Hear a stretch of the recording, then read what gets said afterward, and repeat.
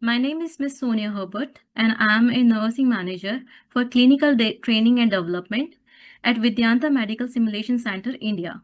Today, I will be speaking on From Screen to Scene, a journey from how we can transform traditional case studies and presentation into simulation-based learning experiences from nursing professionals.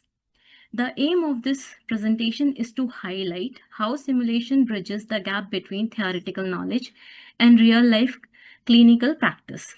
Then introduction. We are moving on next slide. That is the introduction. So, introduction. In healthcare, we often rely on case studies and presentations to understand patients' condition, interventions, and outcome. However, there are mostly theoretical or on-screen activity. Simulation takes this knowledge from the screen to the real scene, allowing learners to experience act and decision in a safe environment. The goal is to make learning interactive, real. Okay. Now we are moving on next slide, that is case study. Case study is a detailed analysis of a patient's clinical situation. It's an in-depth examination that includes the patient history, condition, treatment, and outcome. Through case studies, nursing demonstrate their knowledge, reasoning, and decision-making abilities. But remember, a case study is primarily retrospective.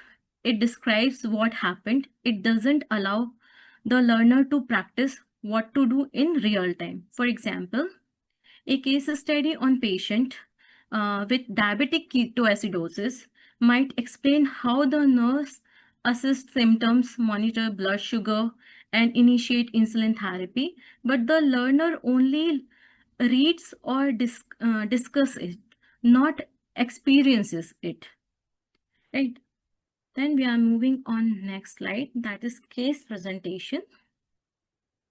In case presentation, the visual and oral communication of clinical case, it includes the finding, diagnosis, nursing care, and outcomes presented step by step.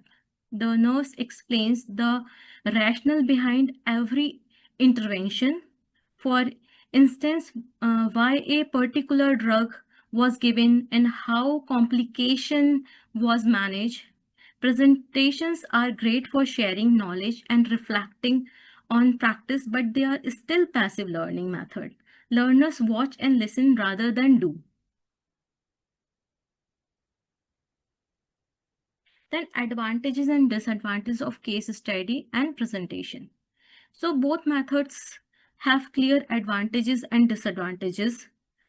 Advantages are real world application of theory, development of critical thinking, promotion of evidence-based practice, holistic understanding of the patient, enhanced learning through reflection.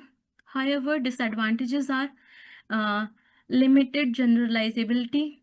Each case is unique, right? Time consuming to prepare, risk of bias when sharing, risk of bias or patient interpretations, ethical concern when sharing patients' data, resource intensive who when done repeatedly, resource intensive. These limitations make it important to explore more engaging and practical way to learn, which leads us to simulation-based learning. Then simulation-based learning, SBL. Simulation-based learning has become a cornerstone of modern nursing education nowadays. It's an educational technique that allows learner to practice clinical and decision-making skill in a controlled and safe environment. Instead of just reading about a patient's learning, that a simulation patient, a mannequin or virtual case, using realistic equipment and scenarios like task trainers. These methods enhance both clinical competency and confidence. It's the bridge between theory and practice. For example, in cardiac arrest. During a cardiac arrest, simulation learners perform CPR, use defibrillator, communication as a team member, and make real-time decision, all without risk at an actual patient. Now we are moving on next slide.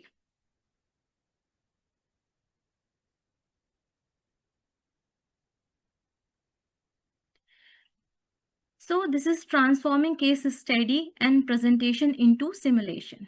So how we do actually transform traditional case studies and presentation into simulation-based learning? The process involves selecting a real case, define learning objectives, designing the scenario, assigning roles, running the simulation, debriefing. So selecting a real case is, for example, a case of postpartum hemorrhage.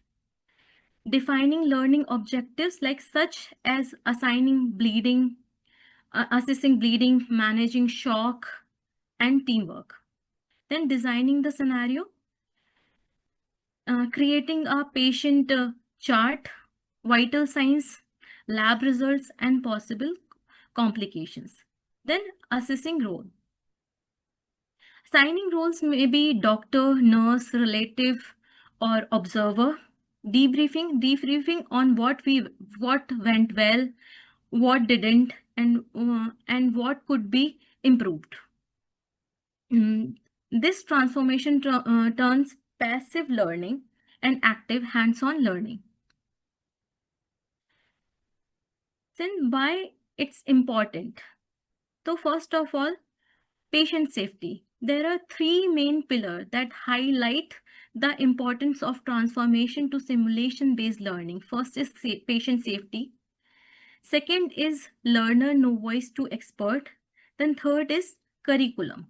Then first is patient safety. Simulation lets learner makes mistakes without harming real patient. They learn from error safety. Then second is learner no voice to expert. Simulation supports growth from beginners to expert through repeated practice and feedback. Then third is curriculum. Curriculum can seamlessly included in nursing education curriculum, ensuring consistent competency-based training for all students. Then there is differences between traditional and simulation-based learning. The first is aspect, then second is traditional case study, and third is simulation-based learning. So there is difference between traditional case study and simulation-based learning. The first, learning style. Traditional case study is passive, although simulation-based learning is active. Experience. In traditional case study, we experience only theoretical things, but in simulation-based training or learning, we do hands-on practice that is realistic. Then feedback. After discussion, we can get feedback in traditional case study after the discussion of the completion of case study or presentation. But in simulation-based learning, we can get immediate feedback during the performance. Then safety. In traditional case study, real patient risk. But in simulation-based study, we are performing on high-fidelity mannequins or task trainers. There is zero risk. Then engagement. In traditional case study, we are only listening. But in simulation cases based learning, we are doing and reflecting by our work. Right? Then clearly simulation provides a deeper and more memorable learning experience. Then conclusion is, in conclusion, simulation-based learning provides an immersive, interactive, and experimental approach to learner. It transforms nursing education by giving learners a chance to apply knowledge in practice, make critical decisions, and get immediate feedback, all within a safe and controlled environment. Traditional case studies remain valuable for analytical skills, but simulation brings realism and readiness, preparing nurses to deliver safe and effective patient care in real clinical settings. Thank you. I hope this presentation has helped you see how we can take learning from screen to scene, from theory to practice, to strengthen nursing education and ultimately improve patient outcome. Now, I will be happy to take any question.